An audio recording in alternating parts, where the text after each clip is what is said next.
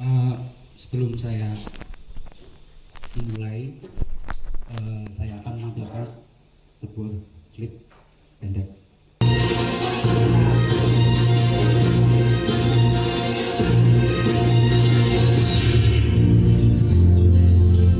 Hutan Indonesia adalah harta karun untuk keanekaragaman hayati.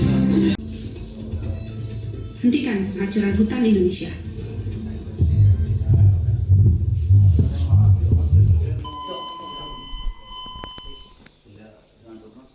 Assalamualaikum warahmatullahi wabarakatuh. Innalhamdulillah nahmaduhu wa nasta'inuhu wa nastaghfiruhu wa na'udzu billahi min syururi anfusina wa min sayyi'atina may yahdihillahu fala mudhillalah wa may yudhlil fala hadiyalah. Asyhadu an la ilaha illallah wahdahu la syarikalah wa asyhadu anna Muhammadan abduhu wa rasuluh. Amma ba'd. Yang kami hormati Bapak Kepala Desa Wetgali beserta jajarannya, yang kami hormati Bapak Kepala Cabang Dinas Kehutanan Wilayah 5 yang mewakilinya, teman-teman bapak-bapak penyuluh pertanian yang hadir juga, Bapak para kiai, alim ulama, para alim ulama serta warga masyarakat Desa Wetgali yang berbahagia, dan tak lupa adik-adik saya yang saya banggakan sampai di tempat sini Wetgali, teman-teman adik-adik mahasiswa IPB tahun 2019 ini sampai di Wetgali ini. Salawat serta salam tak tercurahkan pada junjungan kita Nabi besar Muhammad SAW, sehingga tetap tercurahkan kepada kita, sehingga pada malam hari ini kita masih diberi kesehatan sehingga bisa berkumpul di Balai Desa Wetgali ini yang cukup nyaman ini ya Pak. Mungkin di sini yang kenal baru sedikit ini, Pak Tahar, Pak Kapul datang nggak? Pak Sihat. Ini perkenalan dulu ya Pak. Nama saya Fahmi Syarif. Saya lahir di Tegal sebagai penyuluh kehutanan. Sekolah saya sama seperti adik-adik yang sedang KKN, anaknya IPB, tapi tahun 2001 sampai 2005. Jurusannya kehutanan juga. Kemudian riwayat pekerjaan saya 1 tahun di Riau Sumatera, 4 tahun di Kalimantan, 6 tahun di Brebes, dan 2 tahun ini di Kecamatan Jatinegara dan Kecamatan Bukuturi. Istri 1, anak 2. Mungkin barangkali lewat di jalan atau apa, silakan nyapa. Kalau saya nggak kenal mohon maaf ya Pak, soalnya banyak kelompok taninya. Langsung saja, apa sih hutan itu?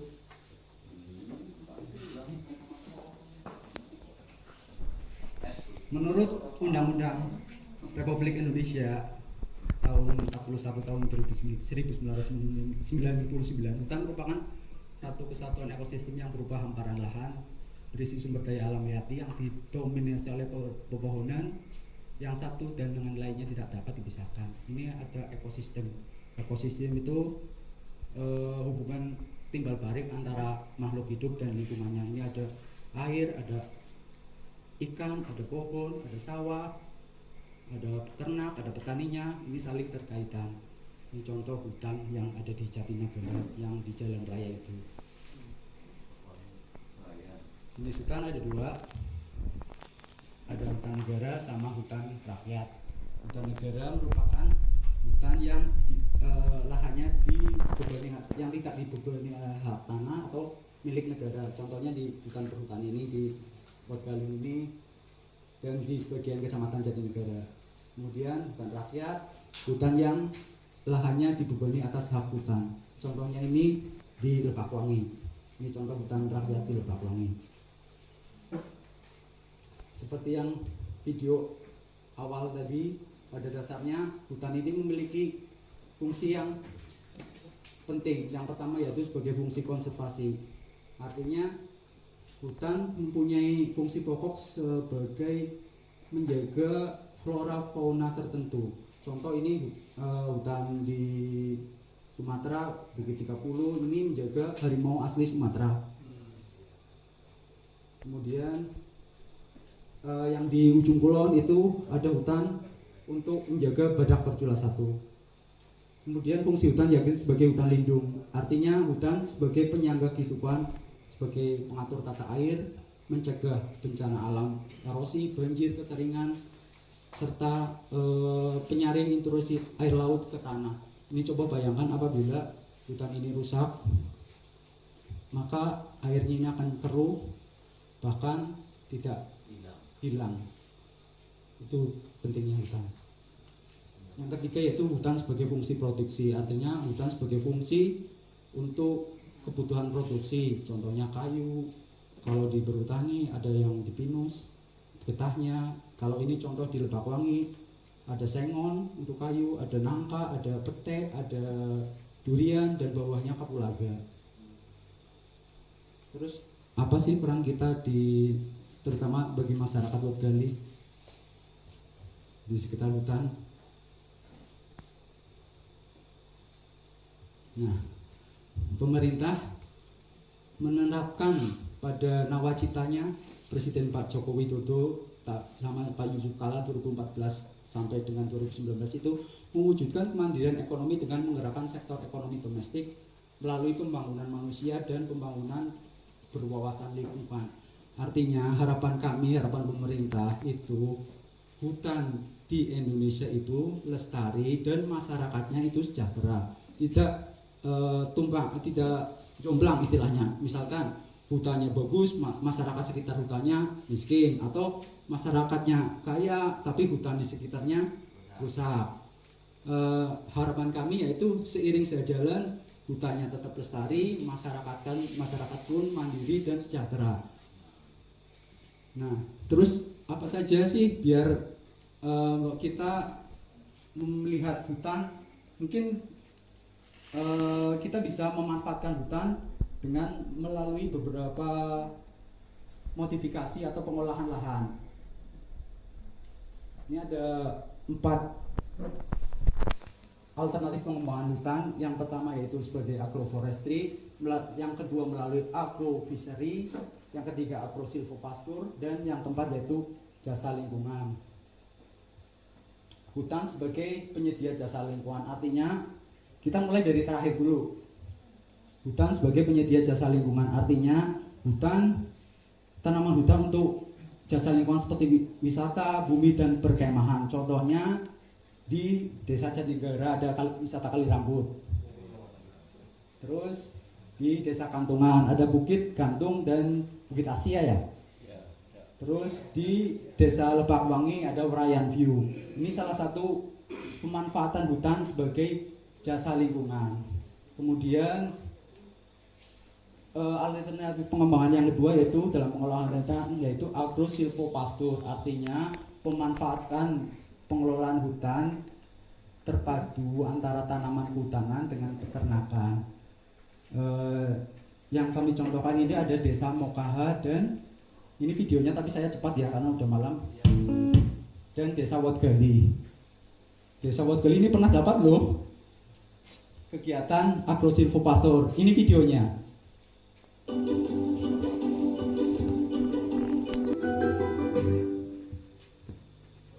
Tadi metode pengolahan hutan secara silvopastur.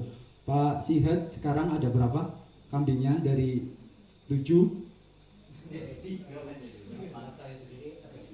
Ada 5. Ada 9. Berarti 5 tambah 4. 9 tambah 5, 14. Ditahan. Ada 2. Berarti ada 16. Dari 7 alhamdulillah menjadi 16. Artinya kelompok bisa dipercaya untuk mengembangkan ternak. Alhamdulillah, berarti berhasil. Bagaimana dengan durian sama sengonnya? Duriannya peterangan. Durian. Tanam langsung perang. Kalau di Wat Gali, kalau pohon durian itu enggak cocok. Cocoknya duriannya. Oh. Berarti lain kali nanti menitik beratkan jangan durian ya Pak. Pohon utamanya tetap harus pohon utama, bukan ternak. Ternak itu sebagai sampingan. Kalau kami itu sebagai pohon utama itu pohon berkayu. Kita lanjut ya Pak. Alternatif yang ketiga itu pengolahan hutan dengan metode agrosilvofishery, artinya pengolahan terpadu tanaman hutan dengan perikanan. Ini contohnya di pesisir pantai. Ini tanaman bakau. Ini airnya nanti sebagai tanaman juga, nanti sebagai tambak juga. Ini ada kambing juga, berarti ini campuran silvofishery sama silvopasture. Yang terakhir yaitu agroforestry, merupakan pengelolaan hutan terpadu antara tanaman kehutanan dengan tanaman pertanian. Yang saya contohkannya dan mungkin Bapak bisa mencontoh, bisa melihat langsung, yaitu di Desa Lebakwangi. Tanaman utamanya berupa tanaman sengon, MPTS-nya berupa pete, durian, nangka, dan bawah tegakannya berupa kapulaga. Ini videonya.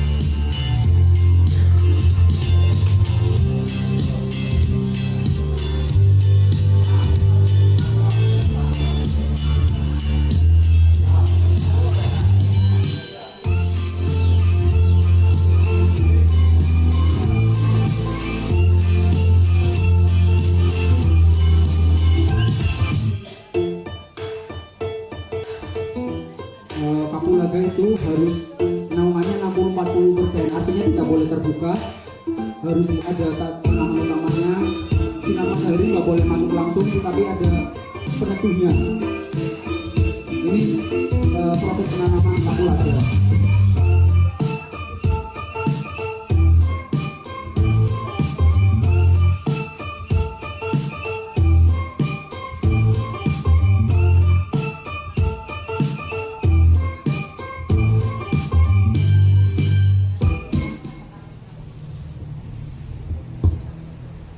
Nah, dari penanaman tersebut bulan Januari kemarin kami berhasil panen dari sekitar 10 hektar itu berhasil panen 10 kg, bukan 15 kg, kemudian bulan Mei kemarin 11 kg.